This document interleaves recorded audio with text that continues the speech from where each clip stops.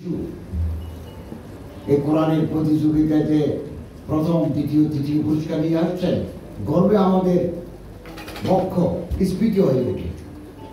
এবং যারা এই আয়োজন করছেন তাদের খেদমতে আমার একটা আরজ হচ্ছে, তারা যেমন কোরআনের পবিত্র কোরআনুল কারীমের তাহফিজের ক্ষেত্রে, তরতিলের ক্ষেত্রে আন্তর্জাতিক পুরস্কার পাচ্ছেন, হেফজ শেষ করার পরে তারা যাতে একজন আন্তর্জাতিক মানের আলিম হতে পারে।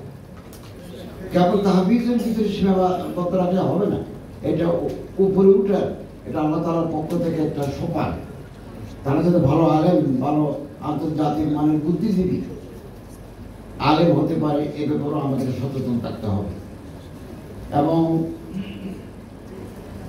আপনারা জানেন, কোরআনুল কারীম ছাড়া পৃথিবীর কোন ধর্মীয় কিতাবের হাফেজ নাই।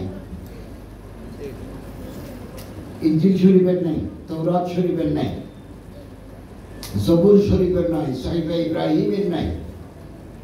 একসময় আমাদের এই দেশে ভগবত গীতা মুখস্থ করানো হইত, কিন্তু তাও বেশি দিন এই চর্চা থাকে নাই। ইন্না নাহনু নাযালনা যিকরা ওয়া ইন্না লাহু লাহাফিজুন, এটা তো আল্লাহ তাআলার ঘোষণা, আল্লাহ তাআলার ঘোষণা, আল্লাহ হেফাজত করবেন। এবং আবুল হাসান আলী নদভী উল্লেখ করেছেন, কোরআনুল কারীমের আগে